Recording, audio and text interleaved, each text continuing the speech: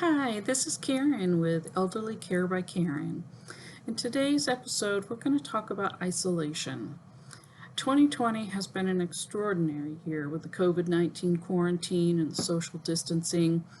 Leaders have recommended that seniors stay at home during this uncertain time to prevent being exposed to the virus. Nursing and hospital facilities are in lockdown to prevent the spread of COVID-19 to their patients.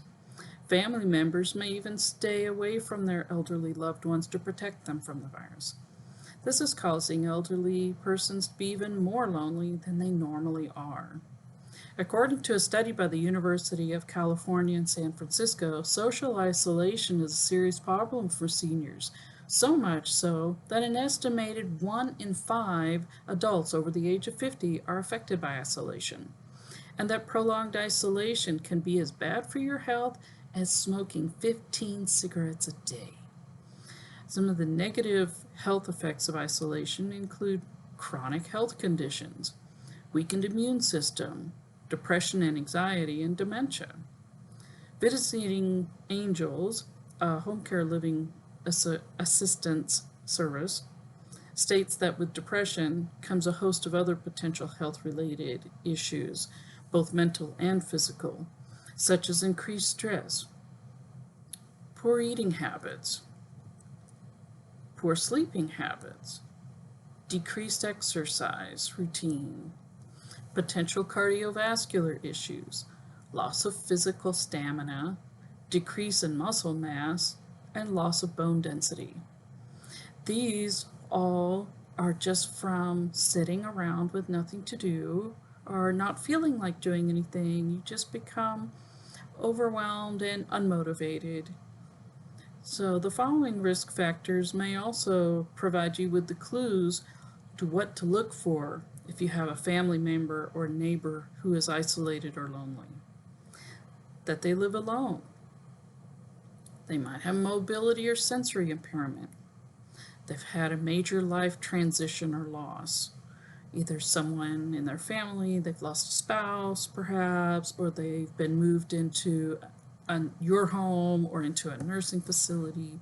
Things are different. Things have changed, and it's hard for them to cope with it. Limited financial resources. Being a caregiver for someone with a serious condition. Psychological or cognitive challenges. Inadequate social circle.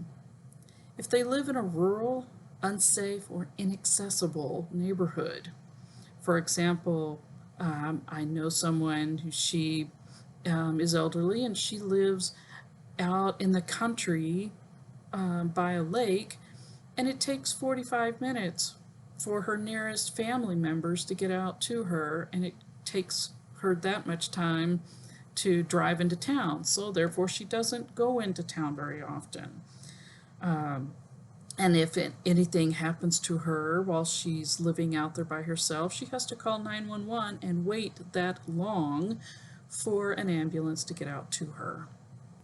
This also leads to other challenges with access to transportation.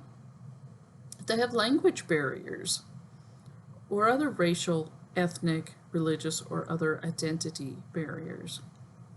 Social engagement may support brain health and possibly delay the onset of dementia, according to the Alzheimer's Association.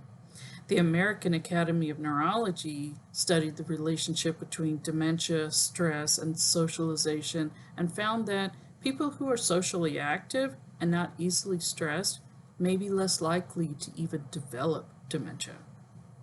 Some of the things that you can do to stay socially active during this quarantine is to call people, call your family on and neighbors often.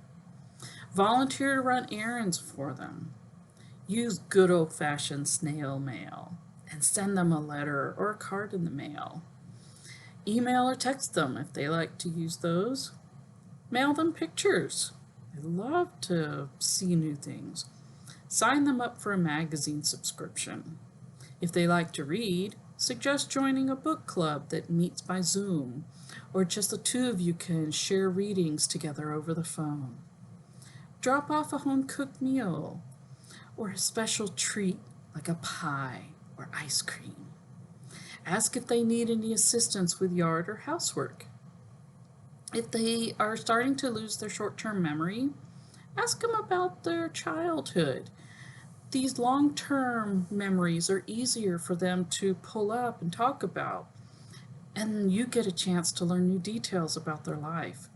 I've been really enjoying that with my mom and stepdad this last year. Sit outside, visit in the shade, take a walk around your neighborhood, or even bird watch. Watch and participate in online church services and classes. There are always things both on Facebook and online through your churches that are and nonprofit organizations. There are so many things out there available to look at, and most are for free. Be creative, try new things, paint, work on small projects around the house, do crafts and take pictures of those and post them on Facebook. Dance or even sing to the radio. Set up a schedule so that they maintain a daily routine, including their meals, their medications, personal care. Because my dad was notorious about not wanting to brush his teeth. Include phone calls and tasks around the house, favorite shows or activities, etc. Once life begins to go back to normal after quarantine, you can start nurturing and strengthening existing relationships. Invite people over for coffee or to play a board game or just to watch a movie. Schedule a time each day to visit with somebody or make a phone call. Meet your neighbors, both the young and the old. Elderly love to visit with children. Volunteer at your local senior activity center or hospital, nonprofit, or the elementaries once they are back in session again. Don't let being a non-driver stop you from staying active. Find out about your transportation options. Today, in addition to the local bus services for seniors, you can simply call Uber or Lyft. Use social media like Facebook to stay in touch with long-distance friends and family, or practice your handwriting skills with an old-fashioned letter. Stay physically active and include group exercises like joining a walking club. Take a class to learn something new, and at the same time, expand your circle of friends. Revisit an old hobby that you've set aside, and connect with others who share your interest. Perhaps photography, fishing, golf, knitting, crocheting, painting. Visit your local community recreation or senior center and become involved in their wide range of interesting activities and programs. Check out faith-based organizations for spiritual engagement, as well as to participate in their activities and events.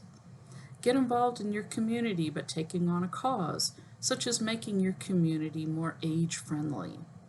Whatever you choose to expand your life, enjoy it and make the most of your health, your time, and your resources. For more information on services available in your area for both the elderly and caregivers, visit eldercare.gov and connect2affect.org. Thank you so much for watching. We'll talk to you later. Bye-bye.